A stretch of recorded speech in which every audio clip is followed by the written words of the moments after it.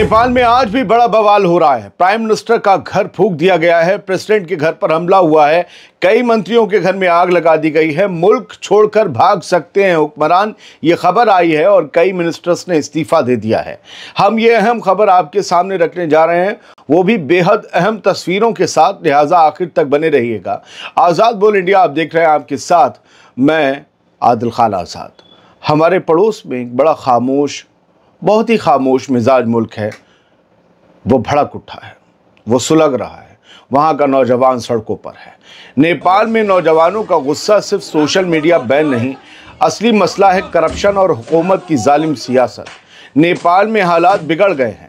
Curfew तोड़कर protesters ने नेपाली कांग्रेस के ऑफिस और बड़े सियासतदानों के घर तक पर हमला बोल दिया है। ये सब उस दिन के बाद हुआ जब एंटी गवर्नमेंट प्रोटेस्ट में 19 लोगों की जान चली गई।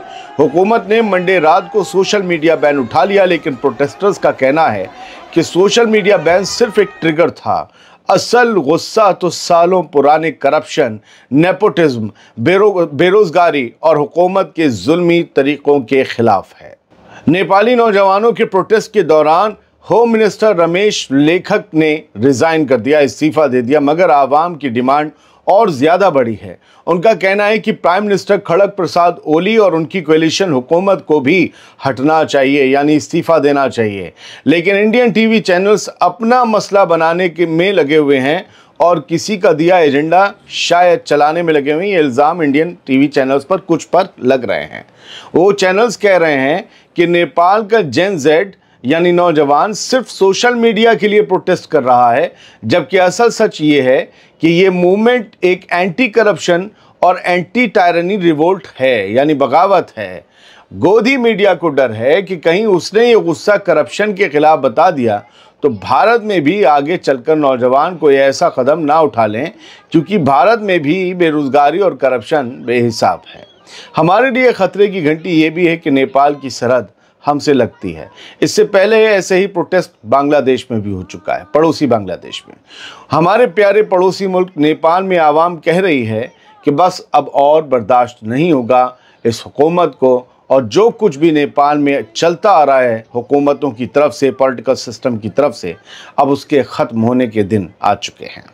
भारत का एक चैनल उठा लेते हैं, एनडीटीवी वर्ल्ड, उसकी हेडलाइन में आपको बहुत कुछ मिल जाएगा। पल पल की अपडेट्स नेपाल से यहाँ अपलोड हो रही हैं और आज सभी की नज़र वहीं लगी है। नेपाल में क्या हुआ है, प्रोटेस्टर्स ने नेपाल की पार्लियामेंट को भी आग लगा दी है। लीजिए सर, ये खबर आ गई, नेपाल की पार्लियामेंट को भी आग लगा दी है। काठमांडू एयरपोर्ट से सारी फ्लाइट्स रद्द कर दी गई हैं और इन लोगों ने प्राइम मिनिस्टर के घर को भी आग लगा दी है।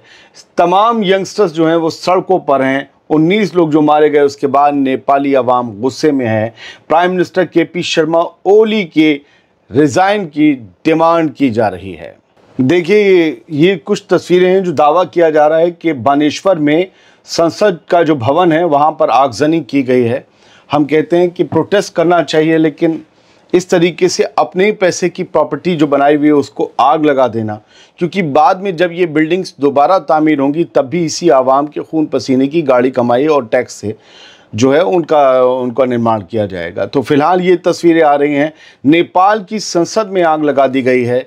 ये खबर अब आ रही है और तस्वीरें उसकी आ चुकी हैं। और ये है भगतपुर में बालकोट स्थित प्रधानमंत्री केपी शर्मा ओली का प्राइवेट होम है, जो निजी निवास है, ये है वो उनका। और यहाँ पर आंदोलनकारियों ने आग लगा दी और सब लोग, ये आप शोर सुन रहे हैं, ये एक जश्न मनाया जा रहा है। न जाने नौजवानों को क्या लग रहा है कि उन्होंने क्या हासिल कर लिया है, हुकूमत के मुंह पर थप्पड़ मारकर और प्रधानमंत्री का घर जलाकर। इसके अलावा अगर आप तस्वीरें देखना चाहें तो रतोपति ने इसकी तस्वीरें भी शेयर की हैं। वो जो जल रहा है वो प्रधानमंत्री ओली का घर है। कल तक जो प्राइम मिनिस्टर थे, आज वो अपनी आवाम की हाथों जो हैं वो मजबूर हो चुके हैं और कुछ नहीं कर पा रहे हैं। एक एक करके आप एक दो तस्वीरें इसकी फुल फ्रेम देखेंगे तो उनका घर सुलग रहा है। और अब ये जो है आउट ऑफ कॉन्टेक्स्ट नेपाल ने एक वीडियो जारी करके दावा किया है कि ये प्रेसिडेंट का प्राइवेट घर है, यानी जो सरकारी घर हैं वहाँ सिक्योरिटी होगी। पीएम और प्रेसिडेंट की प्रोटोकॉल के तहत वहाँ नहीं घुसे प्रोटेस्टर्स। जिनके जो निजी आवास थे, प्राइवेट घर थे, वहाँ पर घुसे हैं और ये प्रेसिडेंट का घर बताया जा रहा है, उसके अंदर भी प्रोटेस्टर्स घुसे हैं और सारे बड़े बड़े लोगों की और नेपाली पॉलिटिशियंस की तस्वीरें दीवारों पर लगी हुई हैं। इसी एक्स हैंडल ने एक और तस्वीर शेयर की है कि कांग्रेस के महामंत्री गगन थापा को घर में आगजनी। अच्छा, इनका नाम गगन थापा है, उनके घर में भी आगजनी की गई है। ये कांग्रेस पार्टी ऑफ नेपाल जो है उसके महामंत्री का घर है। इट मीन्स कम्युनिस्ट हो या कांग्रेस हो, सबके ऊपर हमले हो रहे हैं, यानी कि पूरा पॉलिटिकल सिस्टम जो है इस वक्त नेपाल की यूथ के निशाने पर है। अभी एक प्लूटो ने 2 तस्वीरें दी हैं कि the situation of Pokhara has escalated, one got shot in front of me. अच्छा, इनका ये दावा है कि आज फिर गोली चली और एक शख्स को गोली लगी और मेरे भी जो है टीयर गैस का जो शेल आकर लगा था, बाकी और प्रोटेस्टर्स के साथ था मैं वहाँ पर, ये सब हो रहा है। अब ये तस्वीरें जो हैं इन्होंने शेयर की हैं, ये कुछ और जगह की, पोखरा की ये तस्वीर है। हालांकि मैं अगर आपको आगे ले चलूँ तो ये बताते हैं कि आउट ऑफ कॉन्टेक्स्ट ने दिया है कि ऊर्जा मंत्री दीपक खड़ग का भी घर जला दिया गया है और उनके घर के बाहर ये पर्चे जलाए जा रहे हैं। ये उनका घर सुलग रहा है और ये पर्चे जलाए जा रहे हैं, काला धुआं निकल रहा है और नेपाली लड़कियां लड़के सब खुश हैं। शायद इनके हाथ में फेक करेंसी नोट हैं जो ये हाथ में ले लेकर हिला रहे हैं। अब ये असली हैं फेक हैं नहीं पता, लेकिन बहुत डिज़ास्टरस सिचुएशन इस वक्त नेपाल में है। और एक और तस्वीर शेयर करके कहा गया है they are running away guys. इसी ट्विटर हैंडल ने एक छोटी सी क्लिप दी है जिसमें कुछ ब्रीफ केस, जैसे श्रीलंका के प्रेसिडेंट भागे थे, जैसे जो है बांग्लादेश की प्राइम मिनिस्टर भागी थी, वैसी कुछ तस्वीर नेपाल से भी आ रही है। कहा जा रहा है कि हुक्मरान मुल्क छोड़कर भाग रहे हैं क्योंकि उन्हें पता चल गया है कि अब ये हुकूमत बचेगी नहीं, लिहाजा उन्हें एहसास हुआ है। तो ये बताया जा रहा है कि लोग अपनी फैमिली के साथ, जो बड़े बड़े हुक्मरान हैं, लीडर्स हैं, अफसरान हैं, वो मुल्क छोड़कर या फिर काठमांडू छोड़कर भाग रहे हैं और जो है जहाँ भी प्रोटेस्ट हो रहे हैं वहाँ से भाग रहे हैं। एक और तस्वीर शेयर की गई है और लिखा गया है कि हिल्टन इज़ ऑन फायर। ये होटल हिल्टन का नज़ारा, इट मीन्स कि सिर्फ पब्लिक प्रॉपर्टीज़ ही नहीं, सरकारी प्रॉपर्टीज़ ही नहीं, बल्कि जो प्राइवेट होटल्स वगैरह की जो बिल्डिंग्स हैं उन्हें भी नजर आतिश किया जा रहा है। इससे पता चल रहा है कि नेपाल में, हमारे पड़ोस में, करप्शन की और बेरोज़गारी की वजह से जो हो रहा है वो बड़ा ख़तरनाक है। पूरे साउथ ईस्ट एशिया में ये ख़तरनाक इस वक्त माहौल बना हुआ है। हमारा मुल्क नेपाल ये बचे हैं और खुदा करे बचे रहें इस तरीके के ये वहाँ पर जो है नज़ारे हमारे यहाँ और वहाँ ना देखने को मिलें, क्योंकि ये जो नज़ारे हैं वो आम बात नहीं है। बांग्लादेश में हमने देखा, श्रीलंका में तो बिल्कुल इकनॉमी गिर गई थी, वहाँ भी झूठ बोला जा रहा था, लगातार पब्लिक को बताया जा रहा था जी सब बढ़िया है, सब अच्छा है। उसके बाद कर्ज बढ़ता गया और ये हुआ कि कंगाल हो गया, दिवालिया हो गया। दिवालिया होने के बाद वहाँ क्या हुआ आप सब जानते हैं। बांग्लादेश में भी प्रोटेस्ट शुरू हुए तो नौजवानों पर गोली चली, वहाँ भी करप्शन की बात थी और वहाँ पर जो है वो जो पुराने वक्त के लोग हैं, आपको पता है ना, वहाँ पर वफ़ादारी और गद्दारी वाली बात आ गई थी। खैर ये तो दूसरे मुल्कों में भी वफ़ादार कौन गद्दार कौन ये चल रहा है, बेरोज़गारी और करप्शन भी चल रहा है। फिर आ गई अब नेपाल की बारी, तो अब ये सब गड़बड़। मेयर महेश बासनेत का घर है, इसको भी घर में आग लगाई गई, धुआं उठ रहा है। मैंने ऐसे नज़ारे दिल्ली के दंगों में देखे थे। मुझे नहीं समझ में आता था कि एक दिन हुक्मरानों के और बड़े बड़े पॉलिटिकल चेहरों के घरों पर भी ऐसे आग लग जाएगी। एक भगदड़ वाला फ़ोटो है, पता नहीं क्या हुआ है, लोग भागते चले जा रहे हैं। ये प्रोटेस्टर्स हैं, ये टीयर शेल कर रही होगी पुलिस, तो इस वजह से प्रोटेस्टर्स ये भागे हैं। मोहम्मद ज़ुबैर जो अर्थ न्यूज़ वाले हैं और जो फेक न्यूज़ को खोलते हैं, उन्होंने एक बार फिर से बताया है कि इंडियन न्यूज़ चैनल्स ये दावा कर रहे हैं कि ये जो प्रोटेस्ट है जेन जेड का, एक नई जनरेशन का, जो कि इंस्टाग्राम वाली या सोशल मीडिया वाली जनरेशन है, मैं तो कहूँगा नौजवान है, फ्यूचर है नेपाल का, उनका ये जो प्रोटेस्ट है, ज़ुबैर कह रहे हैं कि इंडियन न्यूज़ चैनल ये बता रहे हैं कि सोशल मीडिया पर बैन की वजह से हो रहा है।